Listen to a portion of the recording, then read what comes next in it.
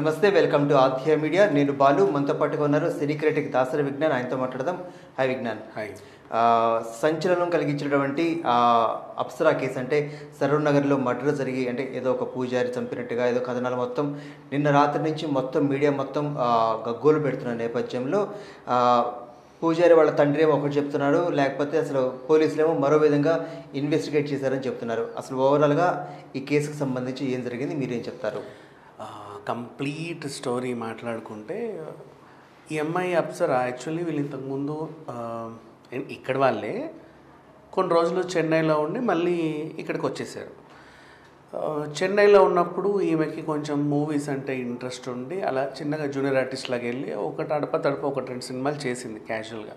అంటే ఇంట్రెస్ట్ కొంచెం జోవియల్ అమ్మాయి, లైక్ ఎలా అంటే ఇప్పుడు జిమ్ ఫిట్నెస్ ఇవన్నీ చేస్తూ రెగ్యులర్గా అంటే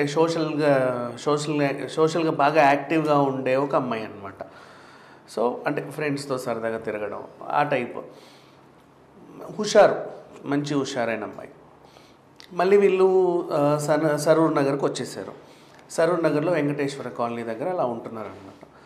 అయితే రెగ్యులర్గా ఈ అమ్మాయికి ఏంటంటే అక్కడ స్థానికంగా ఉన్న ఒక టెంపుల్కి అలా తరచూ వెళ్తూ వస్తూ ఉండేది. అంటే ఇప్పుడు ఏ కాలనీ అయినా సరే జనరల్గా దగ్గరున్న గుడికి వాకబుల్ డిస్టెన్స్ మనం వెళ్ళి వస్తూ ఉంటాం. సేమ్ అలాగే ఈ అమ్మాయి కూడా దగ్గరలో ఉన్న గుడికి జస్ట్ అట్లా డిస్టెన్స్లో సరదాగా అట్లా వెళ్తూ వస్తూ ఉండేది.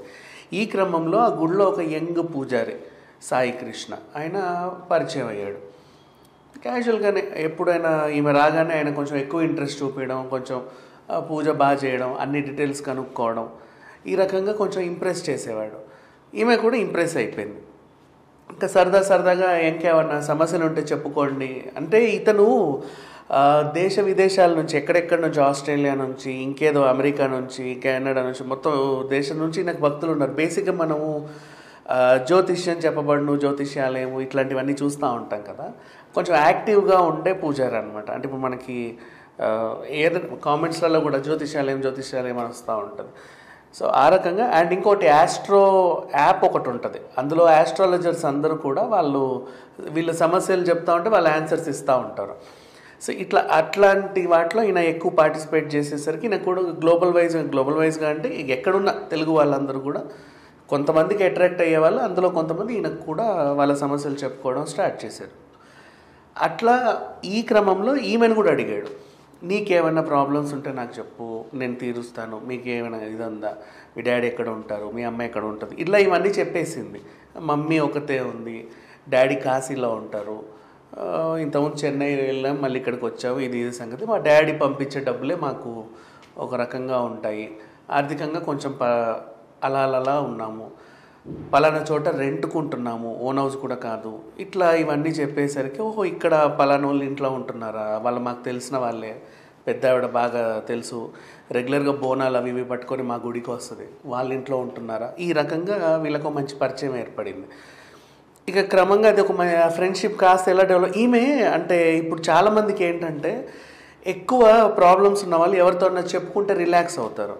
సో అట్లాంటిది ఇవాళ రేపు ఎవరిని నమ్మరు. బేసిక్గా ఒక గుడిలో పూజారి మనతో కాసేపు ఎక్కువ మాట్లాడుతున్నాడు అంటే మనం నమ్మేసి అన్నీ చెప్పుకుంటాం. ఇట్లా చెప్పుకోవడం వల్ల సైకలాజికల్గా ఈమె రిలాక్స్ అయింది.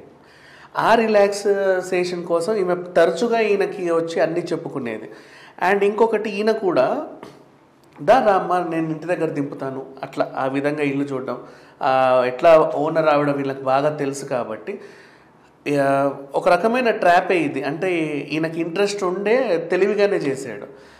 వాళ్ళ అమ్మకు కూడా అక్క అని పిలిచేవాడు. ఏమన్నా అంటే ఇప్పుడు వాళ్ళ ఇంట్లో మొగతోడు లేదని మనకు తెలుసు, చిన్న పనులు ఏమైనా ఉంటాయి, బయటికి వెళ్ళి అవి తేవడం బండి వేసుకొని వెళ్ళడం, సో ఇట్లాంటివన్నీ ఈయన చేసి పెట్టేవాడు. సో అట్లా వాళ్ళు కూడా కొంచెం నమ్మేశారు, అక్క అని తిరుగుతున్నాడు. ఈమె కూడా మావయ్య అంటుంది. అంటే ఎట్లా మీకు ఎవరు లేరు కదా నేనున్నాను అన్నట్టుగా కొంచెం క్లోజ్ అయ్యాడు.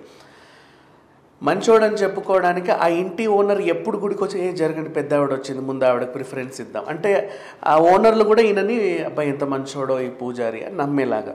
అండ్ ఇంకా ఒక మంచి విషయం ఏంటంటే ఇతనిలో ఉంది, 365 రోజులు డైలీ 300 మందికి నిత్య అన్నదానం చేస్తూ ఉంటారు ఈ గుడిలో. అదొక మంచి గొప్ప విషయం అనుకో. అట్లా ఆ కాలనీలో ఆ పరిసరాల ప్రాంతాల్లో ఈయనకు ఒక మంచి పేరు గుర్తింపు అనేది ఏర్పడింది. అందరూ కూడా అయ్యో మన పూజారి, ఎవరికైనా ఆకలేస్తే పూజారి దగ్గరికి వెళ్ళండి అన్నం పెడతాడు. ఈమె కూడా అలా బాగా అట్రాక్ట్ అయింది, ఈయన చాలా మంచోడు, నమ్మేసింది. ఈ క్రమంలో వీళ్ళ ఫ్రెండ్షిప్ కాస్త ప్రేమగా మారి శారీరక సంబంధం పెట్టుకునేంత వరకు వెళ్ళింది. ఆయన ప్యాంపర్ చేసేవాడు, ఈమె లొంగిపోయింది. సో అట్లా తరచుగా ఇంటికి వచ్చి ఈమెను తీసుకెళ్ళడం. వాళ్ళు కూడా అయ్యో మన అమ్మాయి మావయ్య అంటుంది, అక్కడ దింపుతాను ఇక్కడ దింపుతాను, ఈ రకంగా చిన్న చిన్న ఓయో హోటల్స్కి వెళ్ళడం, ఎక్కడ పడితే అక్కడ తిరగడం, ఇవన్నీ స్టార్ట్ చేశారు. ఇలా కొన్నాళ్ళ తర్వాత ఆమెకి ఏంటంటే ప్రెగ్నెంట్ అయింది ఒకసారి. ప్రెగ్నెంట్ అయినప్పుడు నేను ఏం చెప్పి, నాకు ఆల్రెడీ పెళ్ళయింది, పిల్లలు ఉన్నారు, సో మా ఇంట్లో ఒప్పుకోరు, నువ్వు ఈ ప్రెగ్నెన్సీ తీయించేసుకో, నాకు కష్టం. ఈ అమ్మాయి కూడా ఏం చేసింది, కన్విన్స్ అయింది, ప్రెగ్నెన్సీ తీయించేసుకుంది. తర్వాత మళ్ళీ తరచుగా కలవడంతో ఈమె రెండోసారి ప్రెగ్నెంట్ అయింది. అప్పుడు ఈమె కొంచెం ఫోర్స్ చేసింది, లేదు ఇలా కుదరదు, నాకు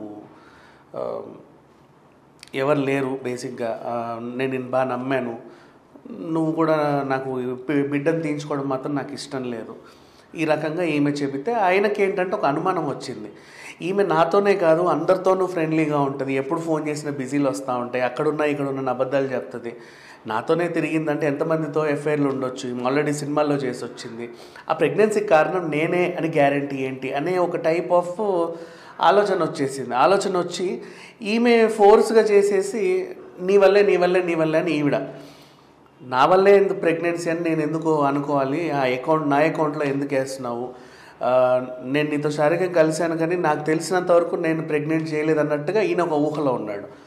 ఆమెమో వాదించింది. ఇట్లా ఒక గొడవ అయ్యేసరికి ఈమెను ఎలాగైనా వదిలించుకోవాలి. అక్కడ ఏంటంటే పరిసర ప్రాంతాల్లో ఈయన రెండో పెళ్లి చేసుకునే పరిస్థితి లేదు. అండ్ అలాగే కాలనీలో ఈయన ఒక చిన్న టైప్ స్వామి దేవుడిలాగే, అంటే రోజు 10 మందికి అన్నం పెడుతున్నాడు, ఉచిత అన్నదానాలు చేస్తున్నాడు, ఎందరిని బాగా పలకరిస్తున్నారు, సమస్యలు ఉంటే తీరుస్తున్నాడు అనే ఒక క్రమంలో ఈయన ఒక మంచి చిన్నపాటి సెలబ్రిటీ పూజారి అయిపోయాడు. సో ఆ పేరు పరపతి అంతా పాడవుతుంది కాబట్టి ఈమెను వదిలించుకోవాలి. ఏం చేస్తే బాగుంటుంది అనుకుంటే రెగ్యులర్గానే బయటికి వెళ్దాం రా, నిన్ను కలవాలని ఉంది అని చెప్తే ఈమె నమ్మి వెళ్ళిపోయింది. శంషాబాద్ వైపు తీసుకెళ్ళాడు. ఈమె ఇంట్లో ఏం చెప్పిందంటే వెళ్ళేటప్పుడు, అమ్మ నేను ఫ్రెండ్స్తో కోయంబత్తూరు వెళ్ళొస్తాను, అక్కడ 2 రోజులు ఉండేసి వస్తాను అని చెప్పేసి అంటే ఓకే సరే, ఈ అమ్మ కూడా పర్మిషన్ ఇచ్చింది, వెళ్ళిపోయింది. ఇతను ఏం తీసుకెళ్ళాడు, శంషాబాద్ వైపు తీసుకెళ్ళి అక్కడ రాళ్ళగూడ అనే ఒక ఏరియా వైపు అటువైపు తీసుకెళ్ళాడు.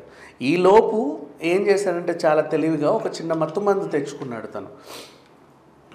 ఈ అమ్మాయికి మత్తు ఇస్తే త్వరగా పని అయిపోతుంది అంటే ఈమెను హత్య చేయడమే ధ్యేయంగా పెట్టుకొని వచ్చాడు. ఆల్రెడీ రోలు దంచే రోకలి బండ ఒకటి ఆల్రెడీ కారులో పెట్టుకున్నాడు.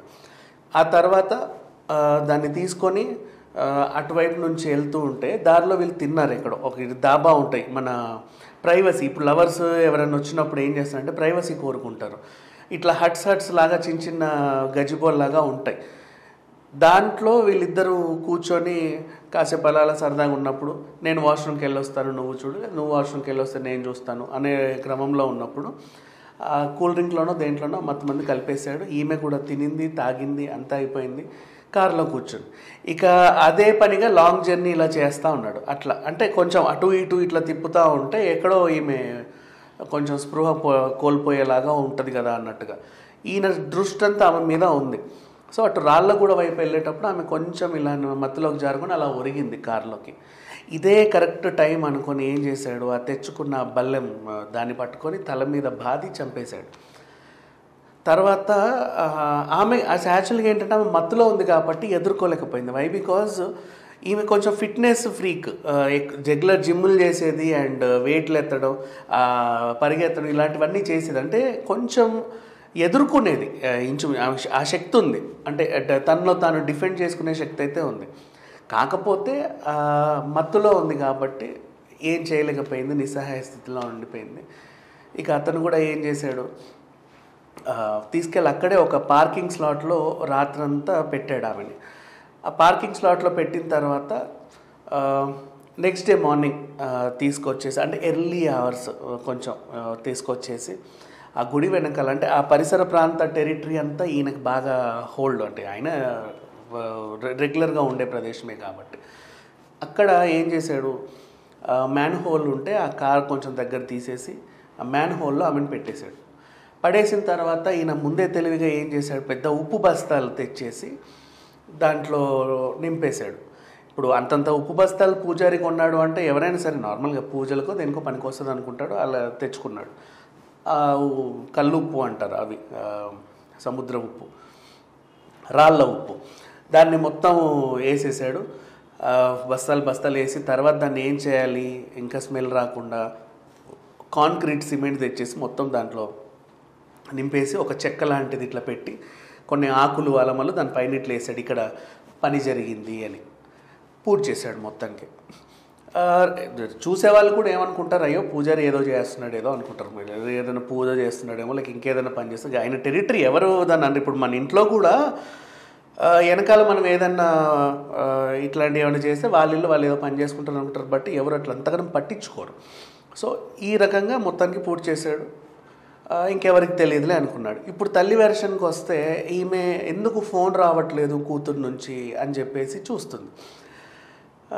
ఎక్కడున్నారు ఏంటి సంగతి అంటే ఈమె కూడా కొంచెం ఇతను అడిగింది, నేను ఇట్లా భద్రాచలం దయ సైడ్ దింపానమ్మా అన్నాడు. ఈమెకు అనుమానం వచ్చింది, నాకేమో కోయంబత్తూరు అని చెప్పాడు, ఇక్కడేమో భద్రాచలం అంటున్నారు, ఏంటి ఈ కథ. ఇతని మీద అనుమానం వచ్చింది. పద నాకు అదేదో చూపించు సీసీటీవీ ఫుటేజ్, నువ్వు అసలు ఎక్కడ దింపావు ఏంటిది ఇవన్నీ, ఇక్కడ ఏదో గోల జరిగేలాగా ఉంది, ఈవిడ కనుక కంప్లైంట్ ఇస్తే నేను ఇరుక్కునేలా ఉన్నానని చెప్పి తనే వెళ్ళి కంప్లైంట్ ఇచ్చాడు వీళ్ళ తరఫున. మా మేనకోడలండి ఒక 2-3 రోజులకు కనిపించట్లేదు ఇలా ఉంది అంటే, లాస్ట్ నువ్వు ఎక్కడ దింపావు, నేను ఇక్కడ దింపా ఫ్రెండ్స్తో ఏటో వెళ్తానని చెప్పింది, సో నేను పలానా చోట దింపాను అని. ఎంత తెలివైనా అంత కూడా ఏదో ఒక చిన్న క్లూ వదులుతాడు, దానివల్లే దొరికిపోతాడు, అది మనందరికీ తెలిసిన విషయమే యాజ్ యూజువల్గా. ఇతని మీద అనుమానం వచ్చింది పోలీసులకి. అండ్ ఫోన్ తీసుకొని ఆవిడ ఫోన్ తీసుకొని, ఎప్పుడు ఏ హత్య నేరమైనా ఆత్మహత్య అయినా వాట్ ఎవర్ ఒక క్రైమ్ సిచ్యువేషన్ జరిగింది అంటే బేసిక్గా పోలీసులు ఫస్ట్ ఫోన్లోనే కదా ఎంక్వైరీ చేసేది. అవన్నీ తీసుకున్నాక ఈయన మీద అనుమానం వచ్చింది. ఇక తమదైన పద్ధతిలో వాళ్ళ శైలిలో కొంచెం గట్టిగా విచారిస్తే చెప్పేశాడు, ఇది జరిగింది, నేనే చంపేశాను. ఎక్కడ చంపేశావు, ఎక్కడ వేసావు, పలానా మ్యాన్ హోల్లో వేసాడు. ఇప్పుడు 5 రోజుల తర్వాత 6 రోజుల తర్వాత అది బయటకు వచ్చింది. దాన్ని తీసేశారు. తీసిన తర్వాత మొత్తం కుళ్ళిపోయిన స్థితిలో ఉందన్నమాట, బాడీ కూడా ఆల్మోస్ట్ డికంపోజ్ అయిపోయింది. అండ్ ఈ అమ్మాయి ఇంకా అంతే, ఇంకా మనకు లేదు అప్సర ఈ లోకంలో. సో ఆల్రెడీ పోలీసులో దొరికిపోయాడు, టీవీలో అన్నీ వస్తున్నాయి. ఇక స్థానికులందరూ కూడా వాళ్ళ ఓనర్స్కి చెప్పారు. ఆ ఇంటి ఓనర్లు కూడా ఏదో అయిందని చూడడానికి వస్తే పోలీసులు పాపం రానివ్వలేదని వాళ్ళు ఫీల్ అయ్యారు. ఆ ఓనర్స్ కూడా హస్బెండ్ వైఫ్ ఆవిడ చెప్తుంటే మనకు అప్పుడు అర్థమవుతుంది, మా ఇంట్లో బిడ్డ అండి అక్కడ చనిపోయింది, మేము వెళ్ళి చూస్తామంటే పోలీసులు చూడనివ్వట్లేదు అని చెప్పేసి ఆయన పాపం చాలా ఫీల్ అయ్యాడు. తర్వాత ఆయన కూడా పూజారులు నాకు పుట్టపర్తి సాయిబాబాలు ఇట్లాంటి వాళ్ళంటే నాకు నమ్మకం లేదండి, వీళ్ళు ఏదో చేస్తారు, నేను బేసిక్గా దేవుని కూడా నమ్మను అన్నట్టు ఆయన ఉన్నాడు. కానీ వాళ్ళ ఆవిడే కొంచెం డిఫరెంట్, బోనాలు ఎత్తుకొని అక్కడ బొడ్రాయి దగ్గర అవన్నీ చేసి కొంచెం ఈవిడ పూజలు చేసే టైపు. సో అట్లా పూజారి ఈయనకి ఎక్కువ ఇంపార్టెన్స్ ఇచ్చేవాడు. అంటే కొంచెం వాళ్ళ ఇంట్లో ఈ అమ్మాయి ఉంది కాబట్టి ఆ ట్రాప్లో అందరూ పడ్డారు, నమ్మేశారు, అంతా అయిపోయింది.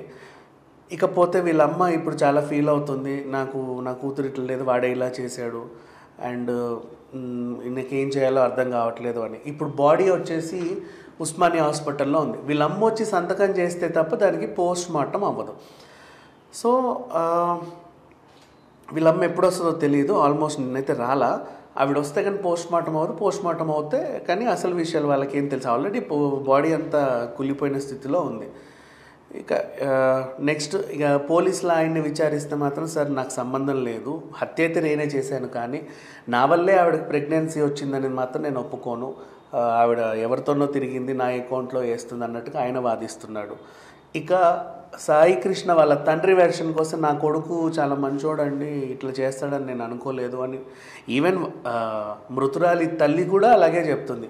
ఇతను మంచి పూజారి, అసలు ఇట్లా చేస్తాడని మేము అనుకోలేదు అని. ఈవెన్ ఇంటి ఓనర్స్ కూడా అలాగే చెప్తున్నారు, మా కాలనీలో చాలా మంచి పేరు ఉంది. కాలనీలో కూడా పరిస్థితి ఎవరు నమ్మట్లా బేసిక్గా. ఆ ఓనర్ ఆవిడ కూడా కుర్రోడు చాలా మంచోడు, కానీ ఏమొచ్చిందో ఏ శని చుట్టుకుందో మరి ఇట్లా అయిపోయింది, ఇలా జరిగిపోయిందని చెప్పేసి అందరూ చాలా బాధలో ఉన్నారు. ఆల్మోస్ట్ చాలా సంచలనంగా మారింది ఈ కేసు. ఇకపోతే ఇతనికి గట్టి శిక్ష పడాలి, ఇతన్ని ఉరి తీయాలి అని చెప్పి స్థానికులు వీళ్ళంతా డిమాండ్ చేస్తున్నారు. మరి అది పోలీసులు ఈ కేసుని ఎంత ముందుకు తీసుకెళ్తారో ఏమవుద్దో తర్వాత తెలుసుకోవాలి. Thank you so much.